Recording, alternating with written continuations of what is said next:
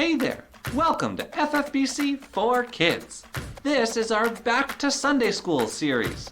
Let's get started. And now, a story from the Old Testament. The Lord said to Samuel, "How long will you grieve over Saul, since I have rejected him as king? Fill your horn with oil and go. I am sending you to Jesse the Bethlehemite, for I have chosen for myself a king from among his sons."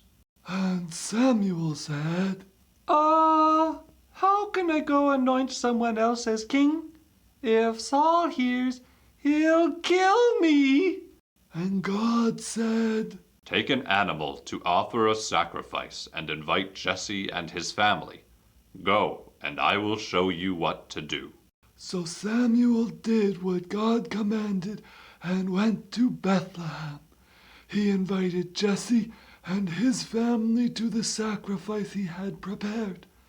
Then Jesse presented his sons one by one to Samuel, starting with his oldest son.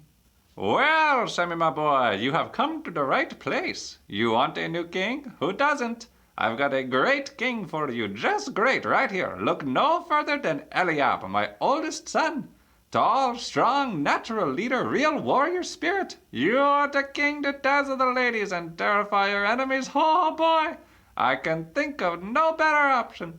What do you say? Can we make a deal? Samuel thought to himself, Surely this is the Lord's anointed choice.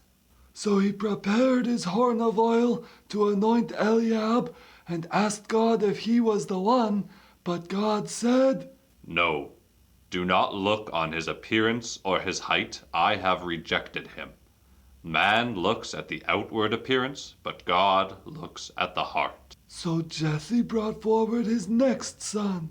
No? All right, that's fine. If Eliab wasn't your style of king, well, I know you'll be impressed with Abinadab. He is my most reliable son, fiscally responsible, never cheated on a test at school, impeccable manners. He has never given me a reason to mistrust him and will be sure to lead your nation into prosperity. What do you say? Can we make a deal? But when Samuel asked God, the answer was still, "No."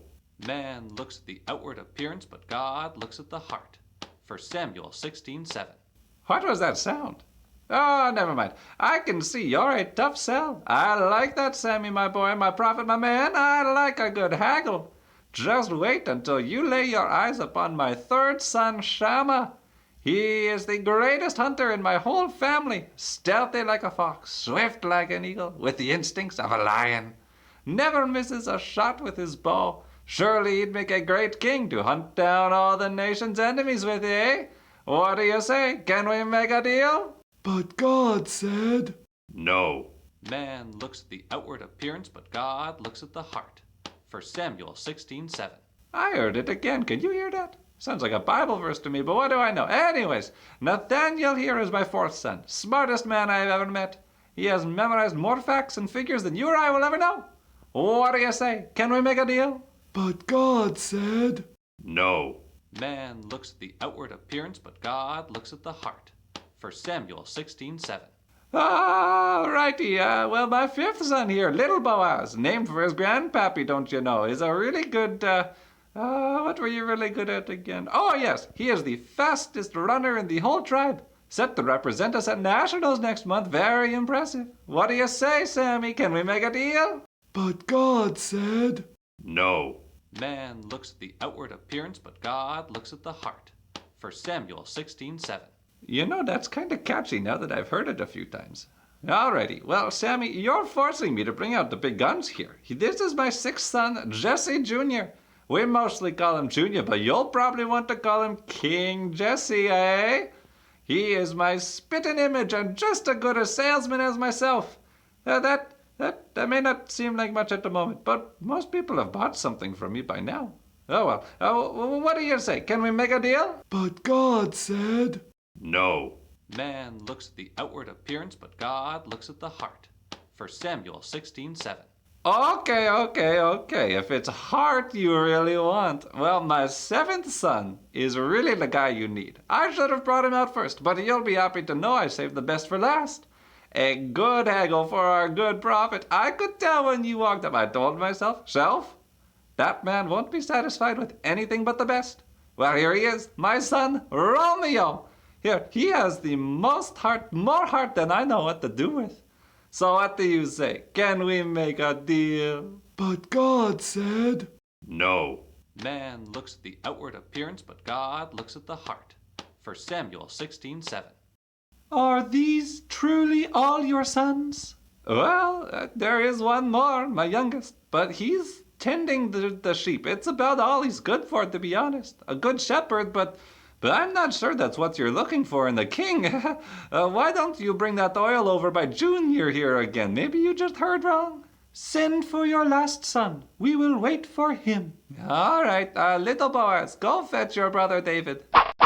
Here he is, my shepherd son David. The last one I have to offer you today. No more deals after this. This is the last one. What do you say?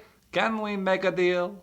and God said, Arise and anoint him, for he is the one I have chosen to be king. So Samuel took his horn of oil and anointed David in the midst of his brothers. And the Spirit of the Lord rushed upon David from that day forward. And he came to serve in the house of Saul as a musician to soothe Saul's increasingly bitter moods as his heart grew further and further from God. The end. Think about it with Pastor Daniel. God had rejected Saul as king of Israel, but that really just meant that Saul's descendants would not be king after him, and that God would remove Saul from being king one day. In the meantime, he was still king for quite a while, but God told Samuel to go anoint a new man who would be king after Saul. To be anointed by God is to be chosen by God and blessed by God for a specific purpose. So for David, he was chosen and blessed by God to be king of Israel. And in Old Testament times, they used a special oil and they would pour it on someone's head as a way of signifying that they were anointed by God. Now, did you catch the theme verse for this week throughout the story? I hope you did. It was repeated quite a few times. 1 Samuel 16:7 tells us that man looks at the outward appearance, but God looks at the heart. And it's interesting because that's how Israel was, right?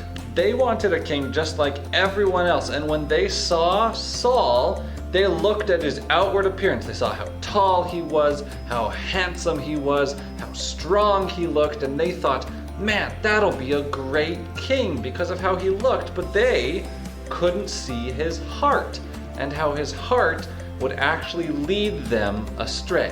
And so once it became clear that Saul's heart wasn't good, well, as they were looking for a new king, you can tell Jesse and even Samuel and probably everyone else would have thought, Eliab, that guy looks like a king. He looks like a really good king.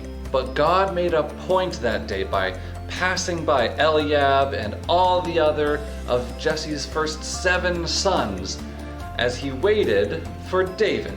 And in choosing David, God chose someone who the Bible says was a man after God's own heart.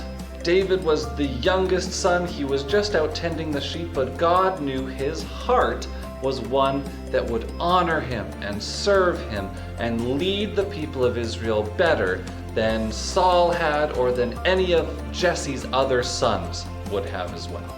And now for the next little bit, we're going to be going through stories about the life of David, how he has all sorts of adventures and then he becomes the king of Israel eventually, as God just declared and chose him to do. Today, though, I want us to think about a few things from that verse, 1 Samuel 16:7. The first lesson that we should learn from that verse is that we shouldn't judge other people by their outward appearance. God looks at the heart, not at what a person looks like, and so should we. just because someone is taller or shorter, or has long hair or short hair, or has a different skin color, or whatever it may be, that's not a reason to like them or dislike them. We should look at the heart, because it's the heart that matters in the end, not what someone looks like. We all change what we look like as we grow older, and we all end up with the same colored hair in the end.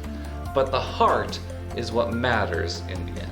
And we should also remember when we hear this verse that God sees our hearts. Sometimes it's easy to pretend like we're doing really good, to act the part, but God knows what's going on inside, and if there's secret sins that we just aren't letting anyone else see. But the good news is that even though God sees our sinful hearts, well, He still loves us, and He's promised that He can take our sinful hearts and transform them into obedient, joyful hearts.